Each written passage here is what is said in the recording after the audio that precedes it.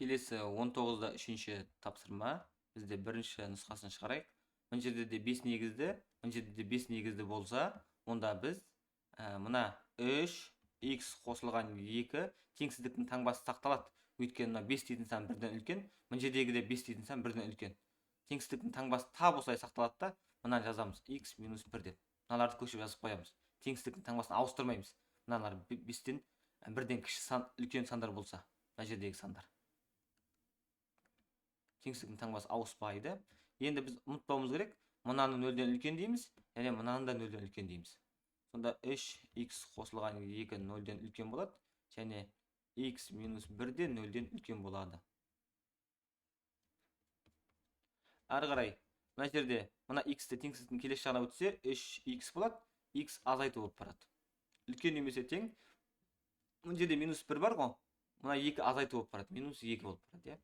Келесі 3x, мына 2 теңсіздіктің келесі жағына минус 2 болып барады. Келесі x үлкен, минус 1 теңсіздіктің келесі жағына плюс 1 болып барады. 3x-тен x айырсақ 2x, үлкен немесе тең, мына жерде минус 3 болады.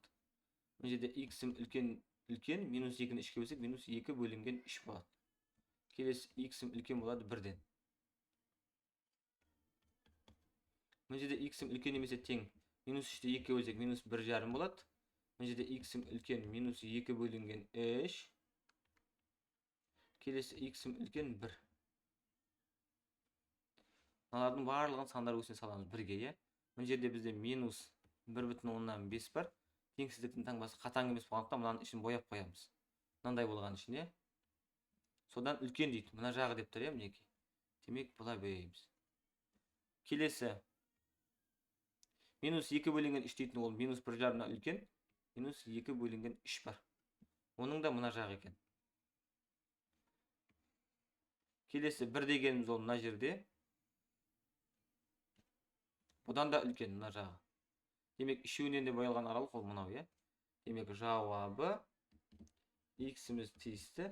Мына теңсіздіктің таңбасы қатаң болғандықтан жай жақша болады. 1-ден плюс x-ке дейін болады екен.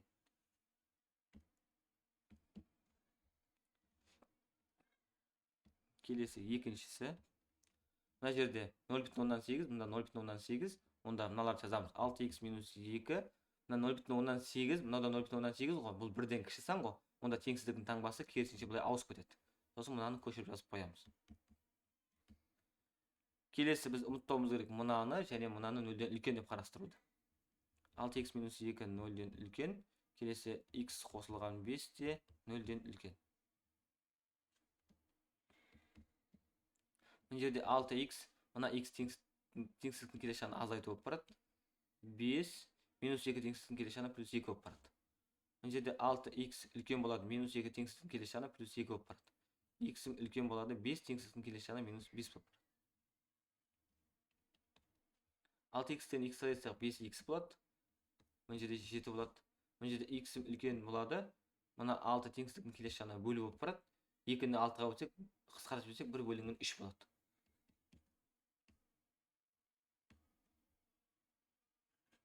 Немесе мына жерге 2 бөлінген 6 деп жазып қоя берейін әзірше. Сонда мына жерде x-ім кіші немесе тең, 7-ні 5-ке бөлем 7 бөлінген 5 болады. Келесі x-ім үлкен, қысқартып жіберсек 1 бөлінген 3 болады. Мына жерде x-ім үлкен минус 5.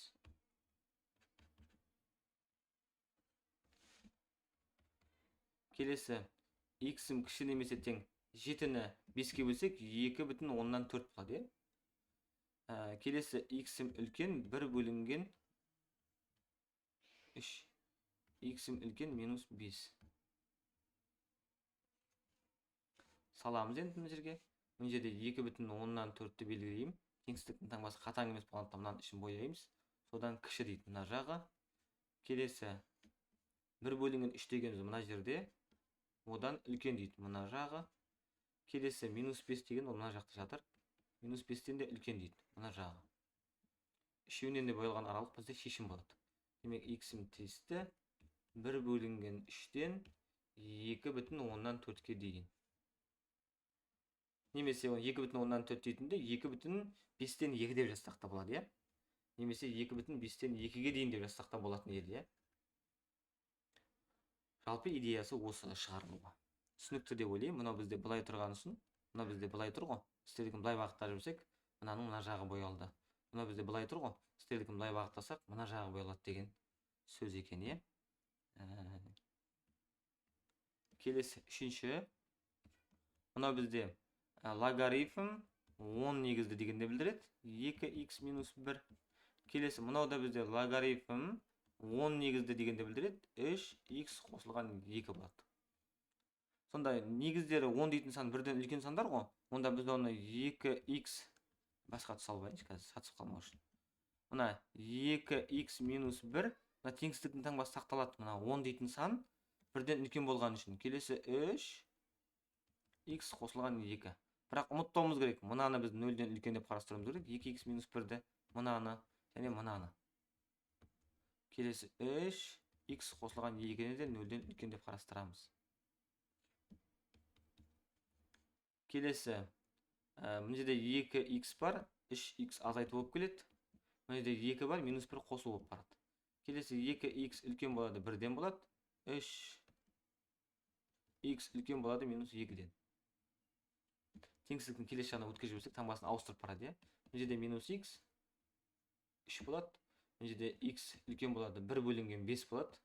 1 бөлінген 2 дегенім ғой. Мына жерде х үлкен болады минус 2 бөлінген 3. Х-ның алдында минус тұрмау керек, сондықтан минус 1-ге мен көбейтіп жіберемін. Сонда минус х минус 1-ге көбейтсем плюс х болады. Теңсіздіктің таңбасы ауысады. Минус санға көбейтіп бөлген кезде келесі 3-ге минус 1-ді көбейтсем минус 3 болады. Мына жерде х үлкен, 1-ді 2-ге бөлсек 0,5. Х үлкен минус 2 бөлінген 3-тен. Енді саламыз мына жерге. Мына жерде бізде минус 3 бар. Соның мына жағы деп тұр.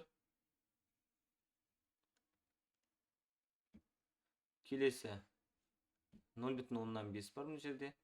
Бұл бізде 0,5 деген мына жерде болсын. Оның да мына жағы дейді. Келесі минус 2 бөлінген 3 дейтін мына жерде. Оның да мына жағы. Үшеуінен боялған аралық мына жер. Демек х тиісті 0,5-тен плюс шексіздікке дейінгі аралық болады.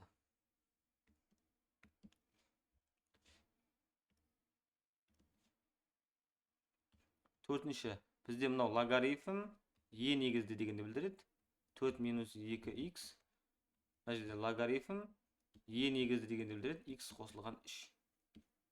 Енді біз оны шығару үшін е дегеніміз ол жуықтап алған кезде 2,7. Демек ол бірден үлкен ғой. Онда теңсіздіктің таңбасы сақталады. 4 минус 2х деймде. Мына теңсіздіктің таңбасы сақталады. Х қосылған 3 дейм. Келесі мына жерде бірақ мынаны 0-ден үлкен деп қарастыруым керек. 4 минус 2х 0-ден үлкен. Х қосылған 3 0-ден үлкен. Мына жерде 4-ті алып қалайын. 3 теңсіздіктің келесі жағына минус 3 болып барады. Мына жерде х минус 2х теңсіздіктің келесі жағына плюс 2х болып барады. Мына жерде 4 үлкен болады 2х теңсіздіктің келесі жағына плюс 2х болып барады. Мына жерде х үлкен 3 теңсіздіктің келесі жағына минус 3 болып барады. Мына жерде 1 кіші болады 3х-тен. Мына жерде мынаны былай айтсам болады, 2х ол кіші 4-тен деп жазсам болады ғой, иә. Мына әлі 4-ке қарап тұр, әлі 4-ке қарап тұр. Келесі х үлкен минус 3. Енді мына жерде мынаны былай жазсам болады, иә. Мына 3х үлкен болады 1-ден деп. Өйткені мынау әлі 3-ке қарап, 3х-ке қарап тұр, мына да 3х-ке қарап тұр. Х кіші болады 4-ті 2-ге бөлемін 2, х үлкен болады минус 3.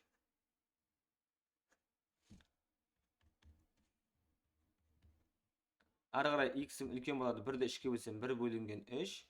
Келесі х кіші болады 2-ден, х үлкен болады минус 3-тен. Мына жерге саламыз. Мына жерде бізде 1 бөлінген 3 бар, соның мына жағы дейді. Демек мына жақ қойылады. Келесі мен 2 бар мына жерде, 2-нің мына жағы деп тұр, онда мына жақ қойылады. Келесі -3 бар мына жерде, -3, оның мына жағы деп тұр, сізге былай бағытталған ғой. Демек мына жағы. Үшеуінен де бойылған аралық ол мынау, Демек x-ім тиісті болады 1 бөлінген 3-тен 2-ге дейінгі аралық.